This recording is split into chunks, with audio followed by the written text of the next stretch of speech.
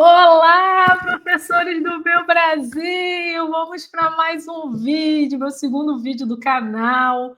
Estou aqui para agradecer muitos comentários maravilhosos do primeiro vídeo, das subordinadas adverbiais. Foi incrível mesmo com o tema de futebol. E hoje você vai ver uma aula incrível de verbos com tema de super-heróis. Vai ser sensacional também.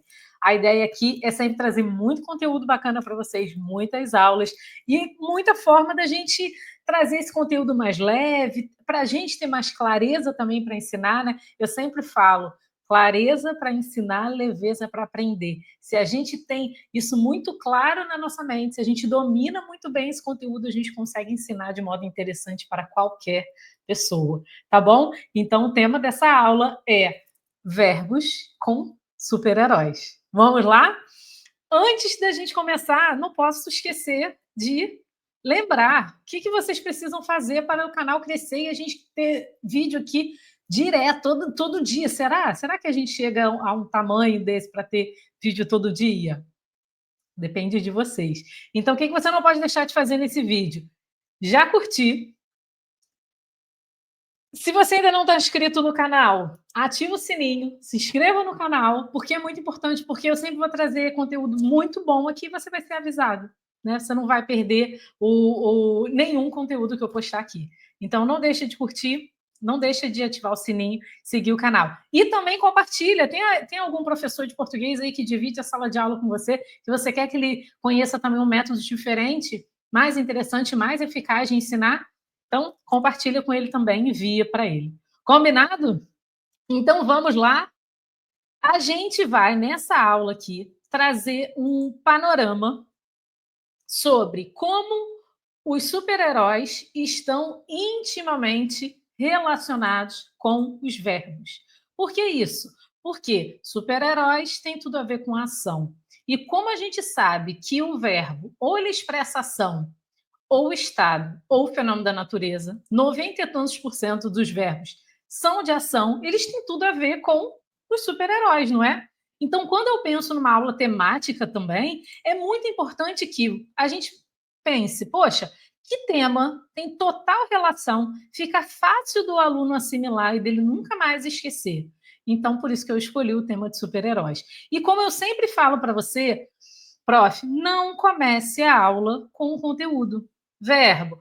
Verbo expressa estado, ação, fenômeno da natureza. Exemplos tais, tais e tais. Não, porque dessa forma o início dita muito o que vai acontecer durante a sua aula. Né? Se você começa uma aula assim, de modo um pouco duro, cansativo, muito técnico, o que vai acontecer? O seu aluno já vai se perder ali. Ou ele vai se perder numa conversa.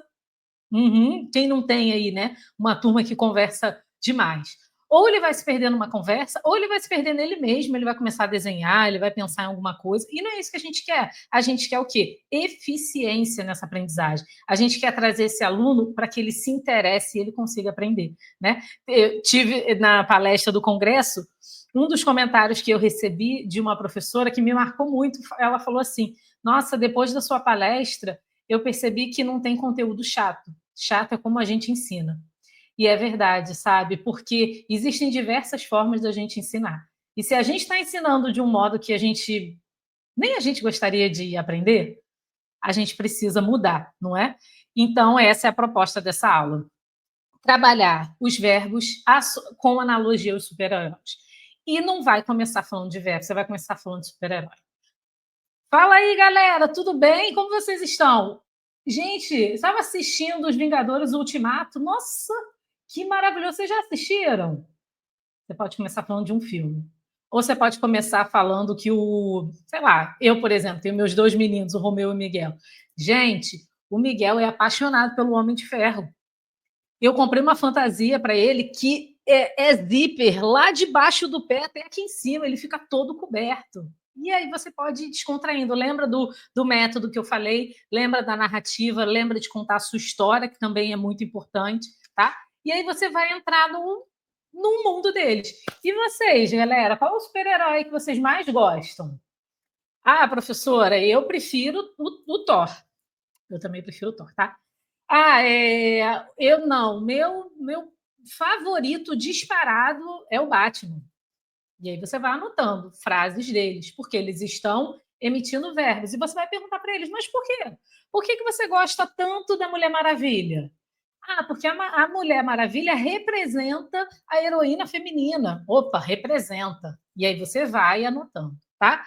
Lembre-se, a aula parte de um assunto interessante para a gramática entrar e aí sim a gramática ficar interessante. E lembre também que tudo é construído com eles. Você pode chegar com seus exemplos prontos? Sim, mas é muito, muito, muito melhor se você trocar os seus exemplos pelo que eles falaram. Eles vão se encontrar mais nessa aula. Combinado? E aí você vai, deixa eu só aumentar, pronto, que eu fico pequenininho.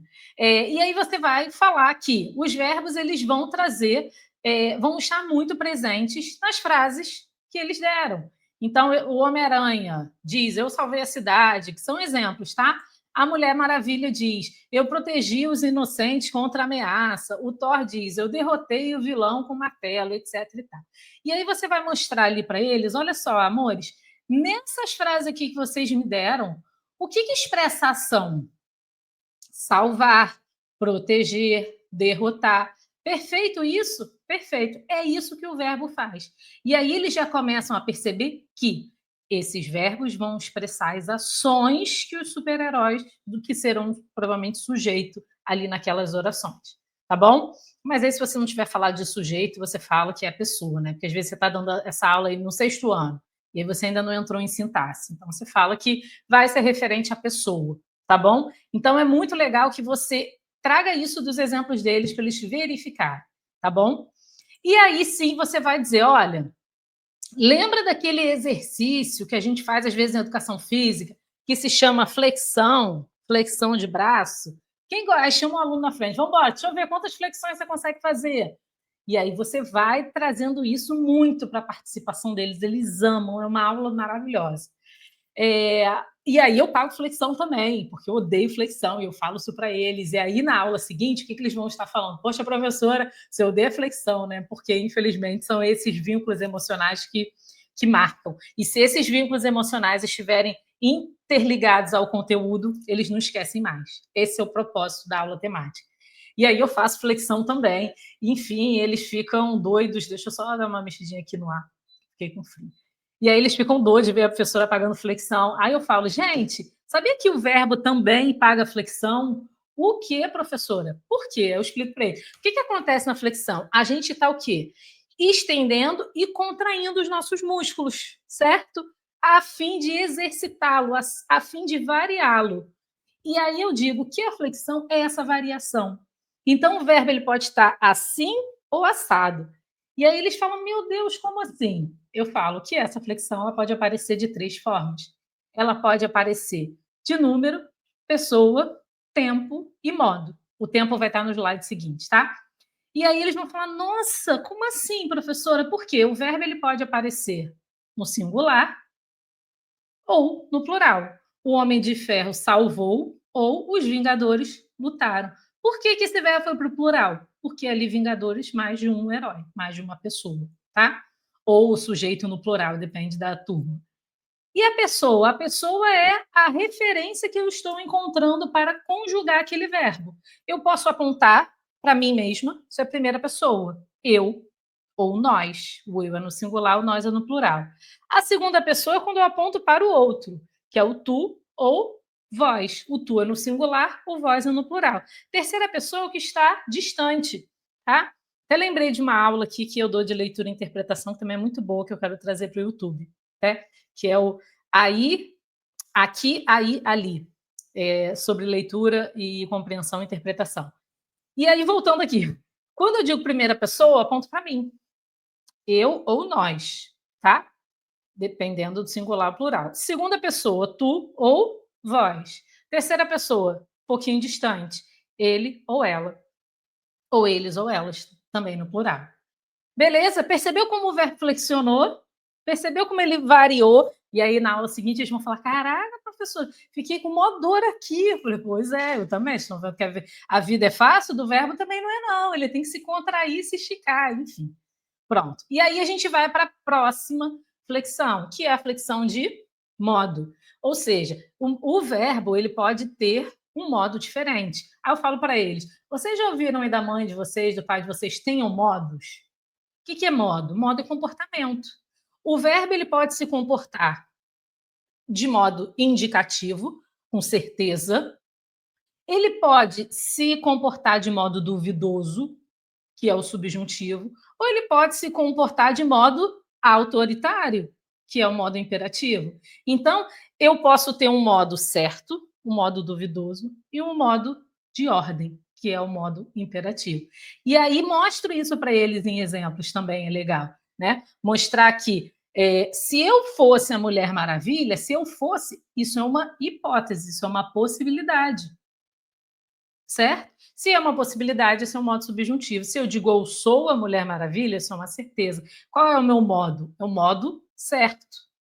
Se eu digo seja como a Mulher Maravilha, eu estou implementando uma ordem, tá? E esses são os comportamentos do verbo. Ele pode se comportar de modo certinho, que é o indicativo, ele pode se comportar de modo duvidoso, ou ele pode se comportar de modo autoritário da ordem.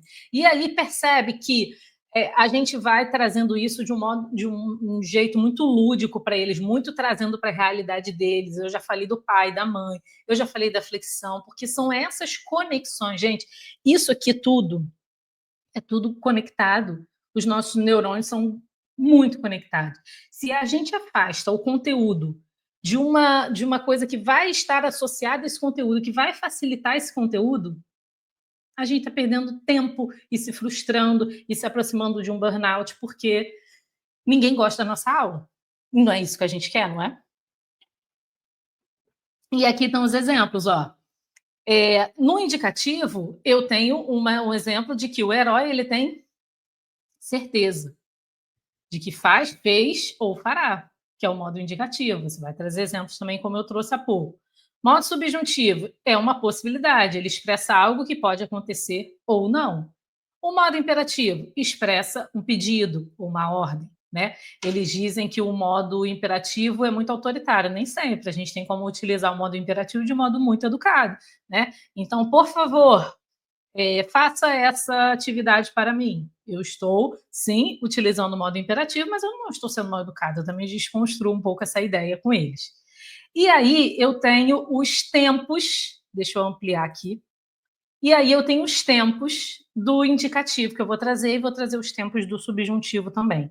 Gente, aqui, como a gente ensina para eles, é muito importante. Porque se a gente ensina só a decoreba, eles não vão conseguir, tá? Eles não vão conseguir entender as diferenças dos tempos verbais. Então, aqui a gente tem que ir para a parte semântica. Aqui eles têm que entender o que cada tempo representa na intenção, tá? Na semântica. Depois você vai para a estrutura. Essa aula aqui eu não vou falar de estrutura. Eu não vou falar de desinência modo temporal nem de desinência número pessoal. Por exemplo, dizer que o pretérito imperfeito ele tem a desinência vá ou ia, que muda para ver, ou que muda vá ver e ia muda para ir. Eu não vou trabalhar a estrutura do verbo aqui. Pode ser até uma próxima aula. Se vocês quiserem, escrevam aqui no comentário que eu trago essa aula também. Mas aqui é uma aula para você trabalhar com eles as diferenças entre os tempos do indicativo e do subjuntivo, mostrando para eles que se eu utilizar um tempo, eu estou querendo dizer isso. Se eu utilizar outro tempo, eu estou querendo dizer outra coisa. É isso aqui que a gente vai passar para eles, tá? Eu não vou ficar conjugando. Faço conjugação com eles? Faço tabelinha? Faço. Faço jogo, inclusive lá na minha loja tem o jogo de partida de futebol, que são os bonequinhos que vão avançando em direção ao gol, né? Cada equipe vai tentando fazer o seu gol. Só que para avançar, para dar um chute na bola, que é um tabuleiro, né?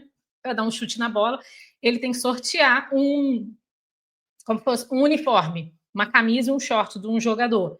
A camisa é o verbo, e a pessoa, e o short é o modo. E aí ele tem que conjugar aquilo ali para conseguir avançar, fazer o gol. Os alunos amam. Tive uma professora que fez uma aula dessa, em que separou a turma em grupos, e ela ficou como VAR, porque ela colocou um aluno dentro de cada grupo para corrigir a conjugação, porque aí dessa forma ela conseguiu ficar mais, né, com mais liberdade na sala de aula, sem precisar ficar corrigindo a conjugação dos alunos. Então, eu não estou dizendo que conjugar não é importante sim, mas eu acho que não adianta nada o aluno conjugar se o aluno não entende para que serve aquele tempo verbal. Então, primeiro a semântica, depois a estrutura. Combinado? E aí a gente traz uma analogia também. Assim como os verbos, assim como os heróis se movem no tempo, a cada tempo eles estão fazendo uma coisa, os verbos também servem para descrever o presente, o passado e o futuro. Muitos vêm com o passado, né? E aí agora o passado a gente começa a chamar de pretérito. Então gera um pouquinho de dificuldade, porque são 3 pretéritos e 2 futuros. Tá bom? Então, vou mostrar aqui para você como que você vai explicar a semântica de cada um, que vai fazer toda a diferença para o seu aluno, tá bom? Primeiro, o pretérito, existem 3 pretéritos, tá? Perfeito, imperfeito e mais que perfeito. O pretérito perfeito é aquele passado ontem, ação concluída no passado de modo imediato. Então, eu assisti o filme dos Vingadores. Foi lá, acabou e fim. Eu derrotei o vilão, salvei a cidade, tá? O exemplo ali. Se eu quero dar uma ideia no passado que houve uma duração ou que houve uma repetição, eu devo utilizar o pretérito imperfeito. Por exemplo, eu derrotava os vilões toda semana, tá? Se eu estou dando a ideia de que eu mais de uma vez, se eu estou dando uma ideia de repetição, eu tenho que utilizar o pretérito imperfeito. Esse pretérito imperfeito é um passado de duração, é um passado de repetição. Se é um passado que aconteceu uma vez só, é pretérito perfeito. Se é um passado que repetiu ou que durou, é pretérito imperfeito. Enquanto a cidade sofria, eu corri para ajudar. O sofria ali, ele está no pretérito imperfeito. Por quê? A cidade sofria durante um tempo, que ali não está claro, né? Provavelmente subentendido na história, né? A cidade estava ali sofrendo por um mês, uma semana, um ano, tá? Então, a diferença do perfeito para o imperfeito é a quantidade do tempo. O perfeito é uma ação imediata, o pretérito imperfeito é uma ação repetida ou uma ação com duração, tá bom? O pretérito mais perfeito, eu gosto muito de explicar para eles que não existe nada mais perfeito que o perfeito. Que o perfeito é o perfeito, é o nível máximo. Então, o que ele é mais que perfeito? E aquele mais ali quer dizer que ele é mais antigo que o perfeito. Então, imagina que eu tenho o perfeito, sei lá, ontem à noite, ontem 10 horas da noite. Antes de 10 horas da noite, eram 5 da tarde, tá? Esse 5 da tarde é o mais que perfeito, quer dizer que ele é mais antigo que o perfeito. Então, pensa assim, 10 horas da noite, eu estava, tomei um banho, tá? E 5 horas da tarde, eu busquei meus filhos na escola. Esse buscar os meus filhos na escola é o pretérito mais perfeito, é o buscara. Então, antes de tomar banho, eu buscara meus filhos na escola. Esse buscara quer dizer um passado anterior a outro passado. Então, o mais que perfeito, ele é mais antigo que o perfeito. Ele não é mais que a perfeição, porque isso não existe. Ele é apenas mais antigo que outra ação que estava no passado. Tá? Ele é um passado mais distante. E ali o exemplo. Antes de ser congelado, ou seja, por exemplo, eu fui congelado ontem às 10 horas da noite. O que aconteceu antes de eu ser congelado? Eu lutara na Segunda Guerra Mundial. Então, o pretérito mais perfeito é um passado do passado. É um passado mais antigo que um passado. Cara, quando você explica assim para o seu aluno, isso faz um sentido. Eu faço relógio com eles. Eu falo para eles escreverem 2 ações que aconteceram no passado e eu falo para eles verem qual é a mais perfeita e qual é a perfeita. Isso funciona muito, tá? Presente é presente. É aquilo que ocorre ali naquele momento, então eles normalmente não têm muita dificuldade, a gente não precisa perder tanto tempo na semântica ali daquele tempo verbal. E os futuros? Como que a gente vai explicar? Por quê? O aluno que é um pouquinho mais esperto, ele vai falar assim: futuro? Futuro do pretérito? Futuro do passado? Se é um aluno que está tentando entender a matéria, mas que ainda não tem a sua ajuda, ele fica futuro do passado. E o que eu explico para eles? Futuro só existe um. No próximo segundo, no próximo minuto, na próxima hora, próximo mês, próximo ano, próximos 10 anos, próximo século. Esse é o futuro. É o futuro do presente. Ou seja, deste segundo presente, o que vier para frente é futuro. Então, realmente só existe um futuro, que é o futuro do presente, que é o daqui para frente. É o que eu vou planejar para o futuro. Lógico que eu não tenho como prever o futuro. Mas se o Iron Man diz ali, né, o Homem de Ferro, eu construirei um novo traje para a missão amanhã, ele está se planejando para fazer isso no futuro. É um planejamento, não é certo. Nada no futuro é certo, não é? Tá? E aí o futuro do pretérito, você vai trazer para eles o seguinte, galera, imagina lá no passado. Lá no passado, que hora você acordou hoje para vir para a escola? Ah, professora, acordei 6 horas. Então, isso já está no passado, né? Agora são 9, certo? Estou dando um exemplo, estou 9 horas da manhã dando aula nesse 6º ano aí. 6 horas da manhã tocou o seu despertador, sua mãe te chamou. Lá naquele passado, você tinha possibilidades. Você poderia acordar e vir para a aula, ou você poderia, ai mãe, hoje eu não estou afim, não...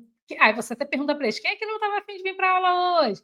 E se a mãe liberasse? Se a mãe liberasse, é uma possibilidade, lá no passado. Só que isso hoje em dia não existe mais. Por quê? Hoje em dia agora você já está aqui na escola. Ou seja, se a mãe liberasse, eu ficaria em casa dormindo. Lá no passado, 6 horas da manhã, você tinha 2 possibilidades: levantar e vir para a escola e dormir mais um pouco porque a mãe deixou. Qual dessas 2 aconteceu? Você veio para a aula, não veio? Então, esse futuro do pretérito, que é o eu dormiria mais um pouco, eu ficaria descansando, eu jogaria videogame de manhã. Essas possibilidades que você tinha lá no passado, que hoje em dia você não tem mais, elas são o futuro do pretérito. Ou seja, o futuro do pretérito é o futuro, é a possibilidade que você tinha lá no passado, mas que você não tem mais, acabou isso. Hoje em dia, agora você está aqui. Aí, um exemplo. Eu teria salvado mais pessoas, mas estava enfraquecido. Ou seja, se ele tivesse força, lá no passado, ele tinha 2 possibilidades: ter força ou não ter força. Não ter força. Se ele tivesse força, ele salvaria mais pessoas. Então, resumindo, pretérito perfeito, uma ação concluída no passado. Pretérito perfeito, uma ação no passado com duração ou com repetição. Pretérito mais que perfeito, um passado mais antigo que um outro passado. Presente é o presente. Futuro do presente é o único futuro real, daqui para frente. Futuro do pretérito era a possibilidade que o aluno tinha lá no passado. Percebeu como a gente vai explicando, isso aqui vai ficando muito fácil de reconhecer, ainda mais se você trouxe esses exemplos aqui deles, tá? Que você pode conduzir também. Se você fosse o Homem-Aranha, o que você faria? Pronto, você achou um exemplo de futuro do pretérito. Tá bom? Muito legal, né? E agora o subjuntivo. O subjuntivo, como a gente explicou lá atrás, ele é a possibilidade, ele é a hipótese. Então, eu posso ter uma hipótese de algo no presente, o herói deseja ou espera algo no presente. Eu posso ter uma possibilidade lá no passado, uma hipótese lá no passado, e eu posso ter uma possibilidade lá no futuro. Se eu digo que essa possibilidade é no presente, a gente tem muito aquela ajuda do que, ser, quando. E eu simplesmente dou isso como dica para eles, né? Porque o presente ele vem acompanhado muitas das vezes, não sempre, com o quê? Tomara que eu ganhe uma fantasia do Homem-Aranha. Tomara que eu passe de ano. Tomara que minha mãe me deixe dormindo amanhã. São possibilidades que a gente tem no presente, tá? E aí tem um exemplo ali. Espero que que ele perceba a sua verdadeira força. Pode ser que ele perceba, pode ser que não, certo? Então, essas possibilidades no presente, elas vêm com um presente do subjuntivo. De novo, não vou aqui falar de desinência modo temporal, nem desinência número pessoal, ou seja, sobre a estrutura do verbo. Quer que eu traga essa aula sobre estrutura do verbo? Me conta aqui embaixo. Mas, repito, estrutura do verbo não faz o menor sentido se você não explicar a semântica de cada tempo para eles. Não vai fazer sentido. E explicar de um modo assim, né? Explicar de um modo que prenda a atenção deles, que façam eles se conectarem, que eles consigam associar, interligar ali os neurônios do conteúdo com a emoção. A gente tem vários estudos na neurociência que a aprendizagem vinculada à emoção, ela é ultra, sei lá quantas vezes superior, tá? Então, isso faz muito sentido. E o pretérito imperfeito? É aquela possibilidade que você tinha lá no passado. Se eu encontrasse o vilão mais cedo, teria impedido a destruição. Se eu tivesse encontrado o vilão, ou se eu encontrasse o vilão, ou seja, esse encontrasse, ele é um pretérito imperfeito, porque é uma possibilidade que eu tinha de encontrar ou não o vilão antes, ok? O futuro do subjuntivo é aquela ação que eu planejo que vai acontecer, mas que ela não é um planejamento como o futuro do presente. Ela é um planejamento no nível da possibilidade, depende de circunstâncias, tá? Quando eu encontrar o vilão, pode ser que eu encontre, pode ser que não, jogarei minha teia nele. Ou seja, depois dessa aula aqui, o que eu digo para você? Eu digo que você precisa sim entender que todo esse conteúdo vai fazer sentido para o seu aluno se ele entender que isso está na vida dele. Todo esse conteúdo vai fazer sentido e ele vai gostar de aprender com você se ele entender que ele já usa e que o que ele já usa faz muito sentido com o que você quer ensinar e reconhecer. E aí depois você vai para a parte de estrutura, ok? Ó, não vou falar de imperativo hoje, senão a sala vai ficar aí com mais de 30 minutos. A intenção é trazer muito conteúdo. Espero que vocês tenham gostado. Gente, quem ainda não curtiu, assistiu até aqui, né? Uma aula dessa, entreguei aqui 300%, tá? Curte, não deixa de curtir. Deixa um comentário para mim aqui dizendo o que você achou dessa aula, isso é muito importante. Eu volto aqui para ler cada um dos comentários, porque é isso que dá o ânimo para a gente trazer ainda mais conteúdo, né? Estou preparando novas aulas aí para vocês, então comenta aqui, curte e segue o canal. Não deixa de ativar o sininho para receber as notificações, viu? Espero que eu tenha conseguido clarear aí uma forma muito interessante de trazer a parte dos tempos e dos verbos e das flexões. Não esquece que a gente ainda falou de flexão nessa aula. Combinado? Olha, muito obrigada. Até a próxima.